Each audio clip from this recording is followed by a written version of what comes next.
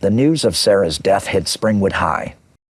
2 students dead within a week, both from mysterious causes that the adults refused to discuss in anything more than hushed whispers and carefully worded euphemisms. By Monday morning, the remaining 4 survivors looked like refugees from some invisible war zone.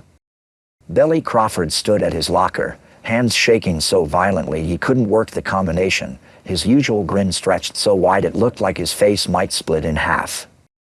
"Hey, did you guys hear the one about the student who studied so hard she literally had a brain explosion?" he announced to no one in particular, his voice pitched at an unnaturally high octave. "I mean, talk about putting your mind to it, right? Get it? Mind to it?" Because her mind was literally scattered all over. "Billy, stop." Lisa Campbell grabbed his arm, but he pulled away with manic energy. "Stop? Stop what? I'm just trying to lighten the mood here." Billy's laugh was hollow and desperate, the sound of someone who'd forgotten how to exist without performing. "Come on, Lisa, where's your sense of humor?" Sarah would have loved that joke, she was always so cerebral. He dissolved into hysterical laughter at his own wordplay, drawing stares from other students who moved quickly away from the obvious breakdown happening at locker 156. Billy seemed oblivious to their discomfort, trapped in a loop of compulsive performance that he couldn't escape. "I've got a million of them," he continued, wiping tears from his eyes. "What do you call a perfectionist who dies in her sleep? Well rested. What's the difference between Sarah Mitchell and a zombie? The zombie's brain is still in one piece." "Billy, please." Ginny Phillips appeared beside them, her usually perfect appearance disheveled and her voice barely above a whisper. "People can hear you." "Good. Let them hear." Billy spun around, addressing the hallway like it was his personal stage. "Ladies and gentlemen, welcome to Springwood High, where the students are dying to graduate. Where academic pressure really goes to your head. Where studying can be a real brain drain." His voice cracked on the last joke, and suddenly he wasn't laughing anymore. The manic grin faltered, replaced by an expression of such raw desperation that even casual observers stopped to stare. Mark Stevens emerged from the bathroom, moving with the precision of someone who was heavily medicated. His eyes were bloodshot and unfocused, pupils dilated despite the bright hallway lighting. He'd clearly been sampling his pharmaceutical collection since before dawn. "Found some interesting pills in my mom's old medicine cabinet," he announced without preamble, his words slightly slurred. "Oxycodone, Ativan, some stuff I can't even pronounce. Figured if I'm gonna die anyway, might as well go out feeling good." "Mark, you look terrible," Ginny said, though her own appearance wasn't much better. Her usual pristine Christian facade had cracked completely, revealing the frightened teenager beneath. "Terrible? I feel fucking fantastic," Mark replied, swaying slightly as he spoke. "Haven't slept in 3 days, but who needs sleep when you've got chemistry on your side?" He pulled a pill bottle from his jacket pocket and shook it like a maraca. "Want some?" "I've got enough to share. Maybe if we're all unconscious, that burned freak won't be able to find us in our dreams." "That's not how it works," Lisa said quietly. She'd been standing apart from the group, watching their individual breakdowns with the detached observation of someone who'd already accepted her fate. "It doesn't matter if we're high or sober, awake or asleep. It's going to get us either way." The bell rang, signaling the start of first period, but none of them moved toward their classes. The normal rhythms of school life seemed irrelevant now, like following the schedule of a sinking ship.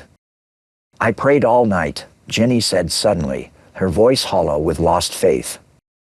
"I got on my knees in my bedroom and begged God to protect us, to make this stop, to explain why this is happening."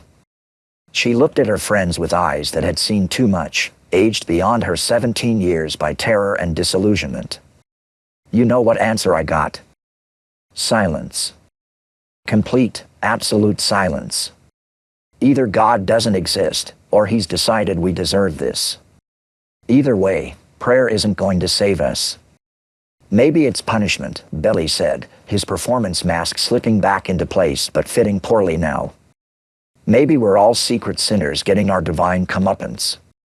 I mean, what are the odds that this thing just randomly picked us? They stood in the emptying hallway, four teenagers who'd been thrown together by circumstances beyond their control, bound by shared terror and the growing certainty that their time was running out. We should go to the police, Jenny suggested weakly, though her tone indicated she knew it was pointless. And tell them what? Billy laughed bitterly. That a burned guy with knife fingers is killing kids through their dreams? They'll lock us up in the psych ward before we finish the sentence. Maybe that would be safer, Lisa said. Maybe being locked up is better than being dead. But even as she said it, they all knew it wouldn't work. The thing that hunted them existed in dreams, and dreams followed people wherever they went. Hospitals, prisons, psychiatric wards, none of them would provide sanctuary from something that lived in their sleep. The atmosphere in Springwood had grown increasingly oppressive over the past week. What had started as whispered conversations and nervous glances had evolved into something approaching mass paranoia. More families were leaving town, packing up their lives with the desperate haste of people fleeing a plague. The for sale signs sprouting across residential neighborhoods told the story of a community in crisis. The Hendersons had left Friday night, claiming a sudden job transfer. The Walkers had packed up Sunday morning, muttering about visiting relatives in California. The Johnsons' house stood empty, their belongings abandoned so quickly that dishes still sat in the sink. Local businesses were closing early, their owners citing various excuses: family emergencies, supply problems, renovation needs. At the police station, Detective Thompson sat at his desk surrounded by case files that officially didn't exist. The deaths of Tommy Harrison and Sarah Mitchell were listed as natural causes, cardiac arrest and brain aneurysm respectively, but Thompson had pulled the older files, the ones that weren't supposed to be discussed. 1974, 7 teenagers dead over 2 weeks in October. Official causes ranged from heart failure to stroke, but the photographs told a different story.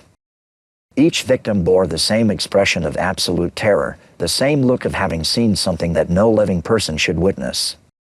1954, 6 kids found dead in their beds, no apparent cause of death beyond natural causes. The investigating officers had noted unusual details: scratch marks on bedroom walls, evidence of violent struggle despite the peaceful appearance of the bodies, reports of strange dreams and shared nightmares in the weeks leading up to the deaths. And now it was happening again. Thompson had tried to contact state authorities, federal investigators, anyone who might have jurisdiction over what was clearly a pattern of suspicious deaths.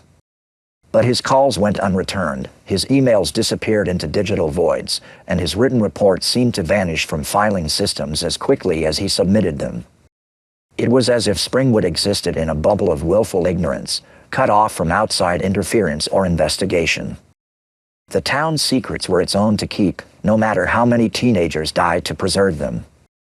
Officer Wells knocked on his door, looking harried and confused. "Sir, I've been trying to follow up on those medical records you requested, but I'm getting stonewalled everywhere I turn. The hospital claims they never received Tommy Harrison's body, even though we have signed transfer documents. Sarah Mitchell's autopsy report has been classified somehow. I don't have clearance to access it." Thompson nodded grimly. "It's always the same, Wells. Every 20 years, kids start dying, records disappear, and everyone in authority positions suddenly develops selective amnesia. But that's impossible, sir. There has to be some kind of oversight, some agency that—" "No," Thompson cut her off. "There isn't. Whatever's happening in this town, it's been happening for a long time, and the people in power want it kept quiet. Our job is to file the reports, comfort the families, and pretend we believe the official explanations." Wells stared at him with the expression of someone whose worldview was crumbling. "Are you saying we're supposed to just let more kids die?" "I'm saying we don't have a choice," Thompson replied, closing the case files. "And I'm saying that if you're smart, you'll request a transfer to another department before this gets any worse." That evening, the survivors met at the abandoned railroad bridge on the outskirts of town. It was the kind of place teenagers went to drink, smoke, and engage in the minor rebellions that helped them feel adult. Now it felt like a war council convened in enemy territory. Billy sat on the rusted guardrail, still cracking jokes but with decreasing frequency and enthusiasm. Mark passed around a joint laced with something stronger, pills he'd crushed and mixed with the marijuana in a desperate attempt to achieve chemically induced dreamless sleep. Ginny clutched a Bible that looked like it had been through a hurricane, its pages torn and marked with what might have been tears or something darker. Lisa sat apart from the others, staring at the sunset with the 1,000-yard stare of someone who'd already given up. "I'd been thinking," Mark said, his voice thick with pharmaceutical fog. "Maybe we're looking at this all wrong. Maybe instead of trying to avoid this thing, we should confront it directly." "How?" Billy asked. "Send it a strongly worded letter? Challenge it to a dance-off?" "I'm serious," Mark continued. "It comes to us in our dreams, right? So maybe we go to it first. Take control of the situation instead of just waiting around to die." "That's suicide," Ginny said without looking up from her ruined Bible. "As opposed to what we're doing now." Mark laughed bitterly. "At least it would be on our terms." Lisa finally spoke, her voice barely audible over the evening wind. "It wouldn't matter. We can't fight something like that. We don't have weapons or training or any kind of special abilities. So we just give up." Billy demanded, his manic energy flaring again. "We just sit around making jokes while it picks us off one by one. What else can we do?" Lisa replied. "Run away. It would follow us. Hide. It can find us anywhere. Fight? With what? Hoke. That died was Tommy. Fair. Jenny's tried that. Drugs? Mark's been self-medicating for days, and it hasn't helped." She stood up, brushing dirt from her jeans with mechanical precision. "Face it, we're already dead. We just haven't stopped breathing yet." The brutal honesty of her words silenced the group. They sat in the gathering darkness, for teenagers who'd been condemned to death by something they couldn't understand or defeat. In the distance, Springwood's lights began to flicker on, but there seemed to be fewer of them than usual. The town was dying along with its children, hollowing out from the inside as people fled from truths they refused to acknowledge. But for those who remained, those who couldn't leave or wouldn't leave, the nights were becoming increasingly dangerous. As full darkness settled over the railroad bridge, each of them felt the familiar dread of approaching bedtime. Somewhere in the shadows between sleeping and waking, their tormentor was preparing for the next hunt. And they all knew that one of them wouldn't survive to see another sunset. The only question was which one would it be?